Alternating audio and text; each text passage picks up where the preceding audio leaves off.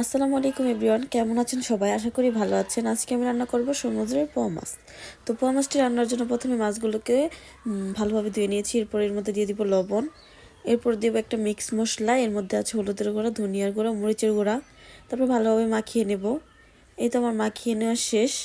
এবার চুলায় একটি প্যান দিয়ে দিব, তেল গরম করে নেব। এই তো এক এক করে মাছগুলো আমি সব ভেজে নেব। মনে হচ্ছে আমার মাছগুলো এক ফুট হয়ে গিয়েছে। তো এখন আমি আস্তে আলতো হাতে উল্টে নেব। এই তো আমার মাছগুলো ভাজা হয়েছে, এখন আমি এক এক করে তুলে নেব।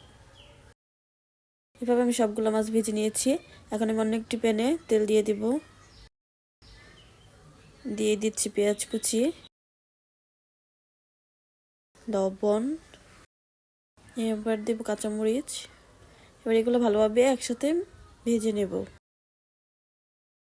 ভেজে নেওয়ার পর এবার দিয়ে দিব হলুদ, মরিচ ও ধনিয়ার গুঁড়া, সেই মিক্স মশলাটা। তারপর আবার ভালোভাবে ভেজে নেব। ভেজে নেওয়ার পর এবার দিয়ে দেব টমেটো, এটাও ভালোভাবে ভেজে নেব।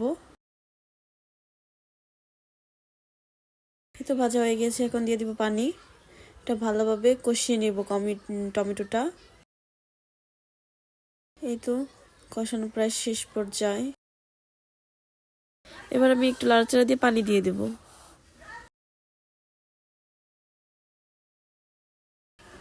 এই তো এবার বলক আসা পর্যন্ত ওয়েট করব। এই তো বলক এসে পড়েছে।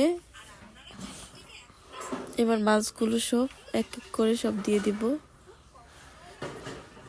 এবার ঢেকে দেব ঢাকনা দিয়ে ভালোভাবে। এই তো আমার মাছগুলো হয়ে গিয়েছে, এখন ধনিয়া পাতা দিয়ে দেব আর একটু জাল করে নেব। রেডি আমার রান্না। এভাবে আপনারা ট্রাই করতে পারেন বাসায়, খুবই মজাদার ও সুস্বাদু হয় খেতে।